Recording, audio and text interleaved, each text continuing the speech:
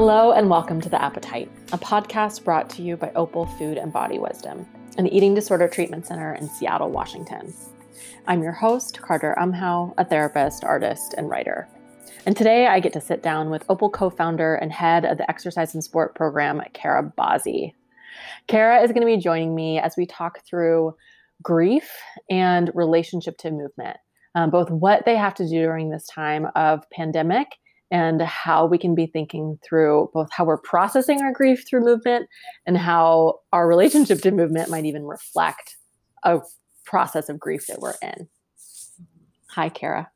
Hi, Carter. Hi. Hi. We are recording once again. You're at Opal. I'm at home. For those that haven't been listening, this is what we've been doing for what feels like months and months, but I think it's been maybe 1 month now. Right. I know. It feels crazy. longer. I know. This is the first time we're looking at each other, though, on the screen. So we get a video this time. I know. Pretty excited about it. Nice. So I'd love to just kind of give a small window into how you're thinking about grief during this time. Yeah, I think where everyone can agree is that there's just incredible change happening to all parts of our life, right? That are extending into our personal life, our work life, our life for ourselves and movement and exercise. And so with change, there is both opportunities and losses. So I think I'm kind of working with the assumption that loss is inevitable because change is occurring everywhere.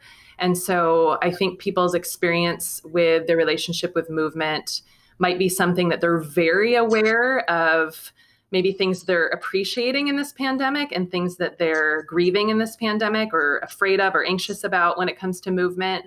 But I believe there is such a benefit to be able to take a moment and take a pause to be able to place some of people's experience within the context of grief. Because in doing so, we are being able to kind of stay emotionally healthy of naming what is around our grief and getting that kind of working through our system. And my hope is that by locating some of the grief that we have, then we're less apt to cope in unhealthy, continue to cope in unhealthy ways or exacerbate our unhealthy coping when it comes to exercise. Because certainly that can be a really big temptation right now to use exercise in a very disordered way. And so I'm hopeful that the more we can be aware of how grief is showing up, both in our relationship with movement or how we're using movement to express our grief, that we can keep it more kind of clean pain, as we like to talk about, versus the dirty pain. Oh. So this clean pain of really just having our human emotion around this that's very pure and understandable and reasonable given all these changes.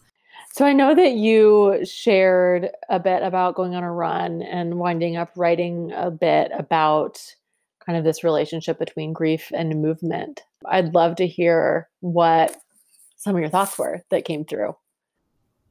Yes, that definitely happened. And this has happened like a couple times in my life where I've been, ironically been in movement and my brain is just going and I'm compiling a blog post or a letter of some sorts. And, in this experience, I was thinking about our listeners here on the podcast. And yeah, I'd love to share maybe some of the questions that was running through my mind as I was running. Yes, definitely. Okay. So again, just what are you noticing about your reaction to these recommendations to go out and be outside and exercise? What does this change mean to you when it comes to the changes? Are you finding yourself going outside more for walks? Is that rhythm changing? Are you finding yourself feeling guilty for not going outside? Are you finding yourself bargaining and scheming about how you can go safely outside for a run and keeping yourself 6 feet from people and what to do when that runner passes you? Are you finding yourself looking for a basketball hoop at an outdoor court that's open or debating about asking your neighbor, even though you feel nervous, to use their outdoor hoop? Are you irritated with your roommates that are exercising together and you want social connection, but you want to do something else with them? Are you afraid of how your body might change with the changes in movement? Or you're not even thinking about movement because other losses are so great that you're irritated, like today, and hearing people talk about exercise? So I just think it opens up a lot of these questions to pause and think about. Where are you finding yourself in all of this? In a way, like I hear some of the questions really specifically about grieving movement itself and like the changes to movement. And I also know that like those changes reflect the sort of larger systems and the larger things that are shifting and worth a lot of grief too. And so I know that that's some of what you're saying in this. When you're searching for the basketball hoop, when you're searching and bargaining for someplace to run, like all of that is both processing on one level your actual relationship to grief and your relationship to movement at the same time in action. Yeah, they're both occurring, right? Like there is, like I think of for myself, even having a high appetite for movement and having a lot of pleasure in movement and in sports. So that's a bigger part of my identity. So to have those things be shifted, the actual movement itself being changed ignites grief and part of the stages of grief.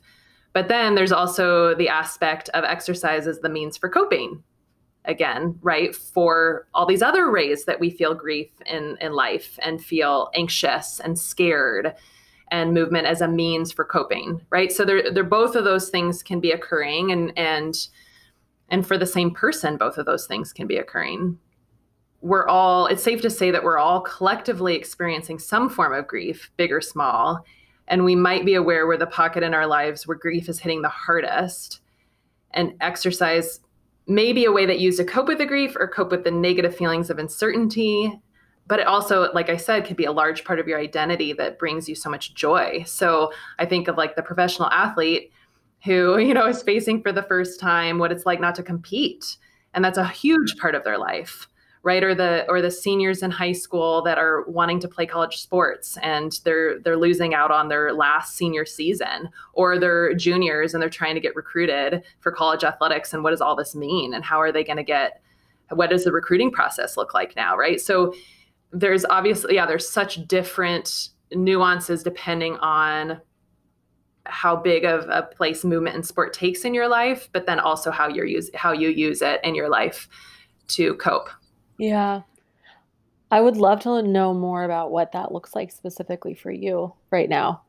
It's interesting because I'm really aware of the change that I've gone through in my recovery process around using movement as a coping and using movement as affect regulation. And I can feel my sturdiness in that not being ignited, right? Like that's not my go-to. And because I've done a lot of work on that, but it is a big piece of my identity. It's a big piece of pleasure. So that's where I feel the impact. And so I think I'm just missing a lot. I can't play my basketball games on Tuesday nights. I'm missing my teammates. I'm really missing that camaraderie of connection that is not just talking to people, but it's playing a sport and competing. I am missing like the freedom of of having that layer in the running too, where you're having to be thinking about where everybody is and passing people. And, I'm noticing I'm holding my breath when I'm passing people to not ingest any Yeah. of the whatever they're called, the droplets. Thank you. The droplets. So just to have to think about that, I don't want to be thinking about that when I'm running. And then I have this whole part about my family. Like I'm so missing out on my kids' sports seasons. We missed their entire volleyball seasons for both kids. I'm having to sit and watch my husband, who is a track coach. He's missing his entire track season and the joy that brings him, and thinking of what this experience is like for coaches and for athletes, and the great sense of loss around that part of their life. I'm also like recording this week. We were supposed to be on family vacation that we're not doing anymore. And that feels like a major loss because our vacations are a place where I get to be outside and I get to move my body and I get to swim in the ocean and I get to do all these things that I'm not having access to. So for somebody too who doesn't have a disordered relationship with movement anymore, like just the acknowledgement of the loss, and even, I think we will get into this more, but just kind of seeing how I've kind of walked through different stages of the grief process, I've been surprised to see how much I bargain. I'm a big bargainer. What do you mean by that? It was not difficult to find myself in the bargaining stage because my appetite is so high. So I'm like, oh, how can I get around this? So speaking of the stages of grief, can you let us know what those stages are and how we would be mindful of those in this time? Yeah, I think it's been really helpful to bring back these stages of grief. I've heard other kind of podcasts and resources really bringing this in as people are aware of this, again, collective grief that people are in. And it's important to state, right, that we can be in multiple stages at the same time. It's not linear, but I think it's really helpful. It's a helpful framework to sort of find again what our experiences are and be able to label it in these stages. So there's denial, anger, bargaining, depression, and acceptance are the five stages. And then I've also heard resources wanting to add a sixth stage, which would be a meaning making stage after you've kind of gone through the 5 stages. I've been bringing in actually these stages of grief into our rethinking exercise and sport group because I've noticed with our clients, there's so much at the surface right now in relationship to movement. And so it's just rich to be able to acknowledge the grief in all of it and where people are feeling angry or where people are really in denial. So in what ways? Like, I want to hear like maybe an example of those 5 stages. I would love, I actually have been thinking through specifics in each stage, especially, just for you as a listener too, to kind of see if any of these examples resonate or if it helps you kind of, again, find where you would find yourself in these stages. So, denial is, I think just denial, the kind of reality of it is that it's acting and behaving as that there's no limitations. So it's sort of that I can still exercise and move the ways I always have. Life is kind of normal. This doesn't affect me. Denial in a stage of grief can actually have utility. It can actually serve a function. But in this case, it could also prevent you from being able to explore other aspects of what is going on within your grief. And I think for somebody with eating disorders, denial is one of the major, what would we call it? Symptom of a eating disorder, sign of an eating disorder, especially in movement of, definitely people kind of feeling invincible, like exercising and training without adequate nutrition and feeling like, well, I'm okay. There's no injuries, so I'm okay. Or I've heard of, there's a lot of people that have exercised on injured ligaments and bones. And so even maybe denial of the pandemic can point to other times in life where there was a lot of denial. Like I recently read, a friend of mine in the pandemic has been going through some old things from graduate school. And she found a letter I wrote when I opened my practice years ago. And the way I talked about my eating disorder, I was so minimizing of it. What did you say? It was hard to read it. It was like, well, I flirted with an eating disorder, but I didn't say I had one. And I was so shocked to see, I was shocked and not, because I know I had a lot of denial, especially as an athlete, of like, well, mine wasn't that bad.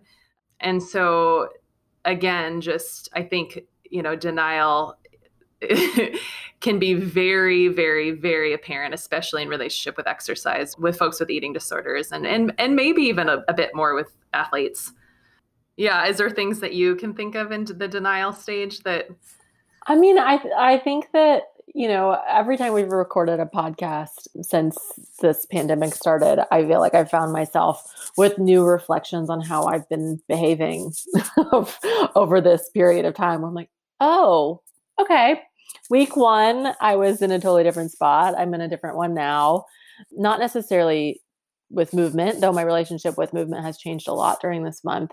But in general, I think that the first week or 2, I went into a mode of sort of compulsive connection with people. And like, I'm an introvert, and I was on so many Zoom calls and so many FaceTime group chats and like connecting with every group of people that ever mattered to me. And like just everybody. and kind of just all over the place, and was, as people might know from listening to what I said early on about being in self-isolation, I was in self-isolation earlier than most people in Seattle.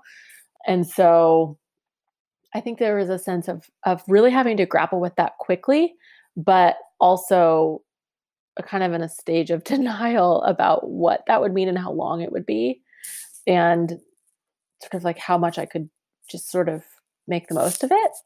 I guess that's a big phrase floating around lately, making the most of it.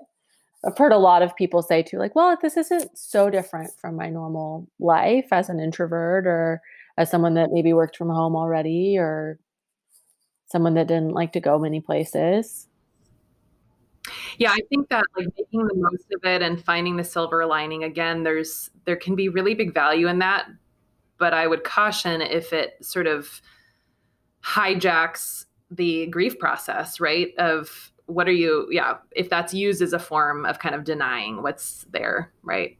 So then again, these don't have to be in this order, but anger could show up in a variety of ways. I kind of enjoyed thinking through how anger, it was a fun exercise because like I said, bargaining and depression are more, I find myself in those stages more than anger. So that's probably why I had a little pleasure. Oh, Tara, the anger side. I woke up so angry yesterday. So Yeah. I feel like I have a lot to say about this, where like, I don't know. I mean, especially in terms of movement, I am one of the people that's been taking a lot of walks. I've found, I mean, I can say more about my movement relationship this month in general, but for the sake of talking about anger, like, I think that it's been a place where I'm like, you know what? I live somewhere that's really beautiful. I can make the most of going outside and seeing which flowers have bloomed, and taking breaks from my small home and my partner and my work life by just like going outside and taking a little breather and coming back. And yesterday I woke up and I was like, I don't give a I want to curse, but I do not give anything. I don't know how to say this without cursing, but I don't give a rat's ass about the freaking flowers outside. I don't care if it's sunny. I don't care if it's beautiful out. I am angry. Another tiny little walk isn't going to do anything to change the reality. And if I just go on a bunch of walks for the next 4 months or something, my life will still feel really meaningless.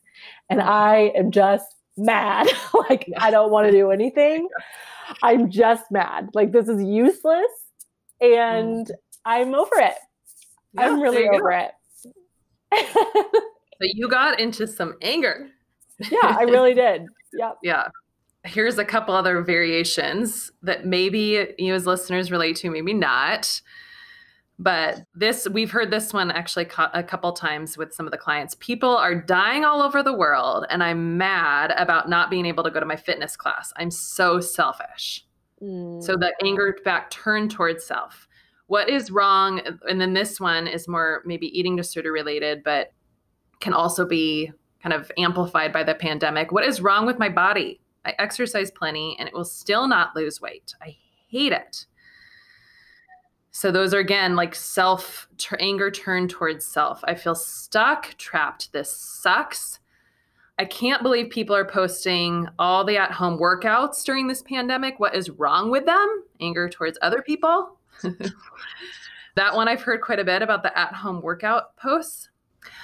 I hate my body and I don't want to be okay with it. That's staying in anger. This might be, again, for the sport watchers. This is so dumb. The Mariners would be 16-0 right now. I heard that one the other day. Mm-hmm. And then, of course, like, I think of the athletes. Life isn't fair. I'm a senior and my track season's stripped. That sucks. Again, what we were saying earlier of is exercise used as the means for coping? Is exercise like in somebody's life, but maybe more in their community? What is it like for somebody who is an athlete, or where there's a lot of pleasure with movement? Or if exercise is really tied up in the eating disorder. So the anger variations could look different. Yeah. Mm-hmm. Should we move to bargaining? Yeah. Or do you want to say more about No, it? go ahead.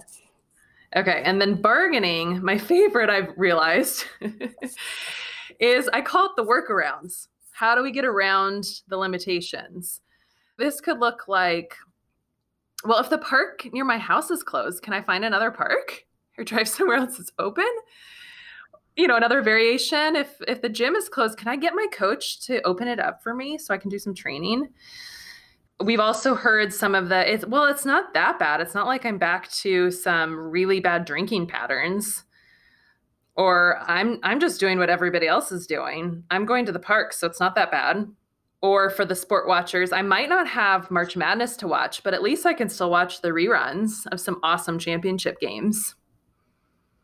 So if you can see kind of well, if I can't have this, I can have that. Or how can I kind of get around this maybe rule a little bit to get what I want? This one's near and dear. So that's kind of what you're going to hear in the bargaining.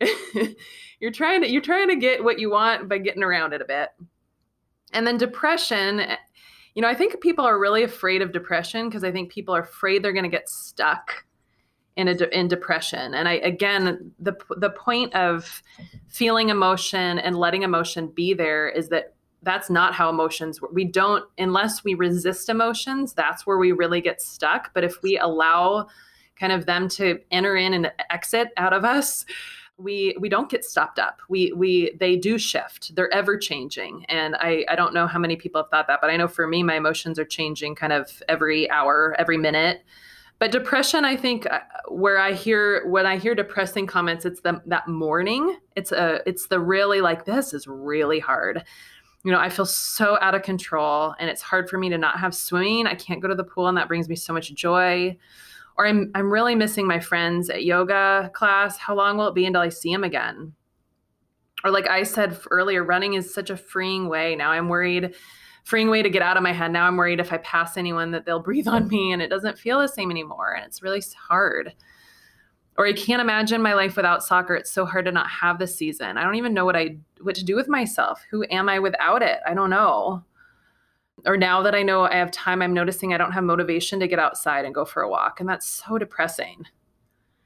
So it's that kind of mourning, the groaning, kind of that groaning stage. And maybe some kind of fatalism can happen in that too, because there isn't an answer at the end and you're just kind of sitting in it. You're sitting in the pain. And then lastly, the acceptance stage would have more of a they kind of talk about it as having a little bit more of emotional detachment. So it could look like that this is a hard season and I am going to get through it. I can move my bodies in ways that are safe and I know I can return to my preferences when life returns to normal. And that, or like these limitations are here and now what? How do I, move forward? What are the opportunities before me? Or I'm in the recovery process and I know this is hard and it won't always last forever. It won't be like this forever, but right now it is hard. The acceptance kind of gets you to that place of your mind, your possibilities are a little bit more opened because I kind of think of it as like there's just more room. There's more room for other feelings and thoughts to enter in because you're not as consumed by the other stages. Mm-hmm. I was just thinking about what we talked about in our self-inquiry podcast. And I know we ended that episode sort of talking about how some of the point of self-inquiry is to get to more of a question, and the question only begets more questions. And that's some of what I'm hearing in this phase of acceptance as well. Right. That it actually is one that maybe is a bit more of a settling into what's new and what's real, and maybe a little bit more emotionally detached in some ways, but also very present to kind of the ever shifting circumstances and open to the fact that there's going to be more questions and there's going to be more things to feel and more changes to come. But that's again, sort of an acceptance of a process. Yeah. I think of like, there's an energetic kind of balancing out, but then you might move into another stage of our anger or bargaining or denial with something else that takes up consumes a little bit more, right? But this acceptance does feel like there's a kind of a release and making room again for more. And then again, you could be going into other stages with other things. Especially because this isn't a process that is ended. Like, I think typically when we are grieving something that is over. And this experience that we're all in collectively is one that is continuing to unfold.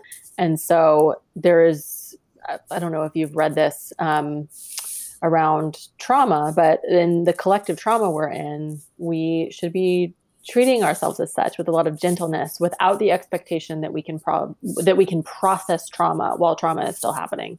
And I hear that with grief too. We can't entirely process this grief because we are not out of it. Right. And there will be new experiences that keep coming, both in our relationship to movement and elsewhere, that bring up more anger and more denial and more bargaining and more whatever. It's gonna keep being a cycle. And hopefully we can sort of peel back layers of acceptance and then kind of get down to a bit more familiarity with that process, hopefully. Well, again, like if you're sort of going through these stages of grief, like I think of the processes that have happened around the recommendations, for example, for outside. So it was kind of this, well, we might have all these limitations, but you can be outside safely, right? And get the fresh air, go for the walks. You could be going through a lot of these stages and finding a place of acceptance, for example, with that recommendation. And then it was, well, what more is going to happen? Okay, now we have to have the social distancing in place. So then how does that affect the spaces outside and the safety outside? Okay, well, now we're going through all the feelings and stages of grief potentially, or different stages around that. And say we get to a place of acceptance there. Well, now next weekend, the parks are closed. And there is we don't know the end in sight, right? But if we are, my hope too, if we are able to be with those stages and let that stuff be energetically moving through our body, then maybe we are going to be less apt to try to manage all of that by excessively and compulsively moving or avoiding movement completely and not letting any space be open for the grief, right? Like, again, it can get thwarted and basically coped again within this kind of, like I said at the beginning, in this negative way that can take people down a path that is going to be really challenging.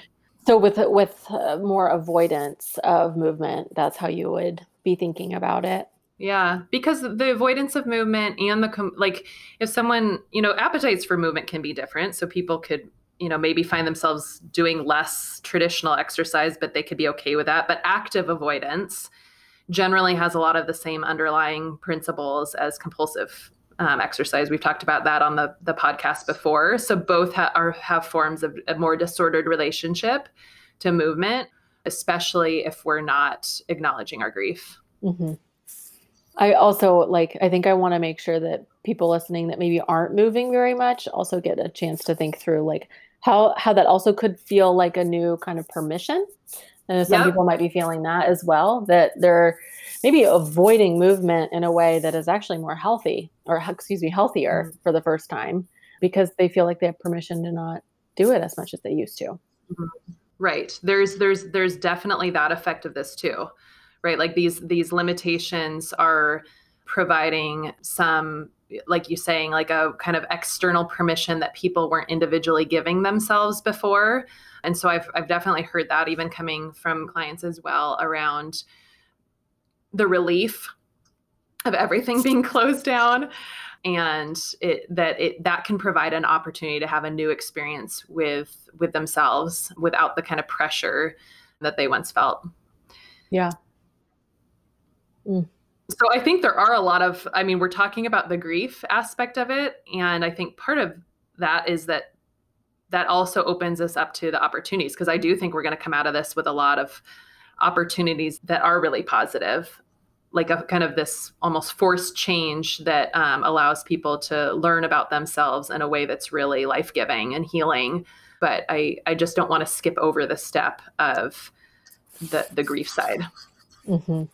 I'm finding myself flipping that script a little bit in my own life, where I feel like I'm processing grief about other things in a healthier relationship to movement for the first time, where I'm using my experience in my body in a way to really make me feel very grounded and flexible and like attuned to myself in much more creative ways than I used to be, because I feel like I'm sort of forced against a wall with a lot of limitations in other areas. So I'm like, oh, well, I still have my body. Like I could stretch a lot for the next 20 minutes and lie on the floor, or I could go on a walk, or I could try running, or I could try dancing, or like, it's one of the places that I feel like I'm able to have novelty and experiment and take care of myself in a way. Like there's just so much of that actually feels really beautiful right now, as grief around other things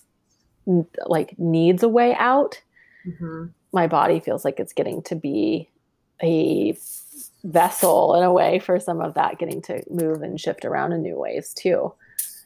Really glad you're saying that, because I think it does. It highlights and illuminates the possibility too of what can come from acceptance of the limitation of what is possible, like what can be opened up and possible, and finding new ways to be inhabiting our bodies, and getting outside of the sort of cultural norms around what being in a body looks like and what exercising looks like. I mean, totally. If we don't have the gym and we don't have running, for example, like, I mean, there's so many ways to inhabit a body. I know. And this might be a place that people can really play and get creative around that, and really experience new things. Like when you said that too, I was thinking, we just had a group here at Opal, and it was about exercise and sport. And one of the clients was talking about just, she was expressing her anger about her exercise addiction. And she kind of caught herself and realized that the way she was expressing her anger was very, she was kind of matching the tone of the rest of the group. And she felt like she really needed to yell and use her body to express her anger. And so it was this impromptu moment, and she, put out her hands and made her body really big and yelled. Cool. And just that physical, that using her body and a physical manifestation of the anger. I mean, everyone in the room felt the release and the power of using her body. And again, people wouldn't put that in, she exercised, right? Like but that was movement. That is a movement and inhabiting of a body that was really powerful for her. Yes, it welcomes such a new level of creativity when we are so cooped up. Like our bodies, I think that our bodies are often under a lot of rules and restrictions around what they're allowed to do in public and what they're allowed to do at the gym and how you behave at work and all this stuff. And all of that's been blown to bits. And it's like, you could wear a crazy outfit on the other side of a Zoom call and nobody knows, or you can be, I keep finding myself making very weird sounds as just sort of an expulsion of energy out of my body, just to like be grumpy or be extra sad, or just like exaggerate those things with my tone, or like you said, like with my body, just to sort of like shake and like jump around, or like, just going crazy. And our bodies can do a lot of work to express that for us. Right. Yeah. So as a closing thought for the listeners, I think the invitation in this episode is to have an honest conversation with yourself about the grief you're in. And I hope that by making space for this grief, you're able to be on the healing path, either where you don't begin getting more embedded on a path of using exercise as a means for negative coping, through disordered behavior, whether that's avoidance or compulsion. And maybe like Carter's been sharing at the end, that there's going to be fun surprises kind of along the way in connecting and syncing up with grief and what that makes space for. Thank you so much, Kara. And thank you all so much for listening. Make sure you are subscribed to The Appetite if you aren't already. And you can find us on any of your favorite podcast apps. We assume that you found us already somehow today. So make sure you go back there and subscribe. If you want to follow along with Opal on social media, find us on Instagram and Twitter. Find us at Opal Food and Body. If you want to learn more about our programming as well, make sure you go to our website at opalfoodandbody.com. You can learn more about what we offer clinically, as well as some community events that are going on, even during this time. Thank you so much to Camille Dodson for helping us out on all of our managerial needs and tech needs during this time of pandemic on the podcast. Thank you to Jack Straw Cultural Center for being our team in sound engineering, even though we are not recording there right now. Thank you to Aaron Davidson for the Appetite's original music, and to Hans Anderson for his incredible editing. Join us next time. Bye.